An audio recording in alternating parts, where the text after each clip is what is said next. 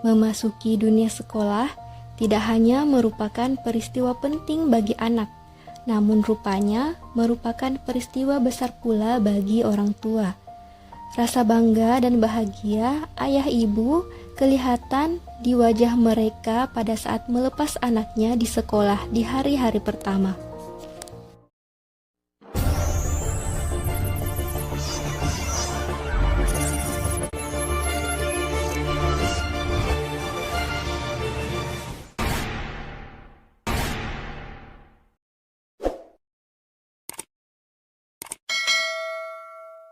Barangkali masih segar dalam ingatan bagaimana perasaan kita dulu tatkala untuk pertama kali melangkahkan kaki ke sekolah dasar.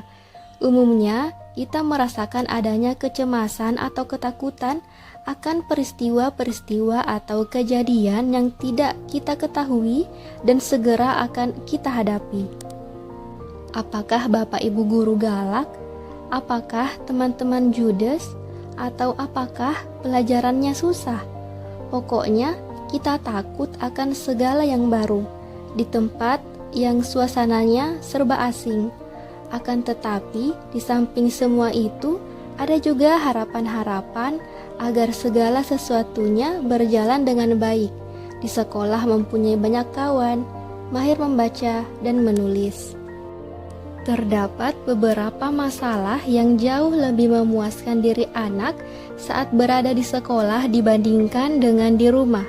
Di sini, anak bisa belajar hidup dalam dunia kecil yang terdiri atas anak-anak lain. Belajar untuk memberi dan menerima dalam pergaulan sosial dengan anak-anak sebayanya. Demikian pula, ada hal-hal yang mesti dilakukan di sekolah, misalnya ada jadwal waktu, pembatasan sikap, dan tingkah laku yang lebih ketat dari rumah. Sesungguhnya, keberhasilan anak di sekolah merupakan harapan orang tua. Berhasil dengan baik di sekolah berarti membuka kemungkinan bagi anak untuk melanjutkan pendidikan. Sebaliknya, kesulitan yang dihadapi anak pada jenjang pendidikan dasar ini sering mencemaskan orang tua, karena jenjang pendidikan ini merupakan jenjang awal dan sangat dasar sifatnya. Menurut Detran Dalim, ada dua faktor yang perlu diperhatikan dalam membimbing anak belajar, yaitu kesabaran dan bijaksana. 1. Kesabaran. Janganlah menyamakan jalan pikiran kita dengan jalan pikiran yang dimiliki anak. Di samping itu, perlu disadari bahwa kecerdasan setiap anak tidaklah sama, walaupun usianya sama. Dengan mengetahui sifat-sifat yang ada pada anak, akan mempermudah untuk membimbingnya. Dan jangan sekali-kali membentak pada saat anak belum mengerti. 2. Bijaksana. Kita perlu bersikap bijaksana untuk mengerti kemampuan yang dimiliki anak. Sikap kasar justru tidak akan membantu, sebab anak menjadi bertambah gelisah dan takut.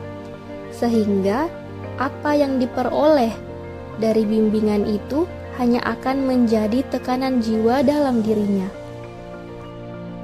Berikut tips membantu anak belajar.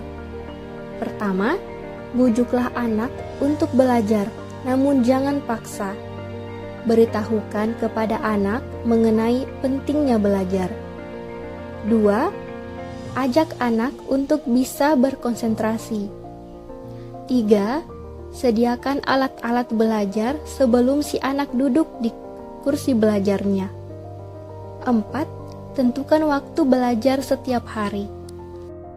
Guna meningkatkan prestasi belajar yang baik pada anak, maka guru maupun orang tua perlulah berusaha menciptakan situasi yang bisa membangkitkan minat belajar anak.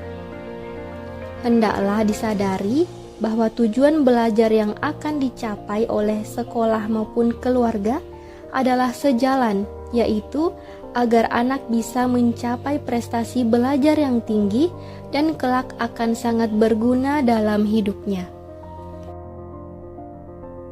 Ayo membaca.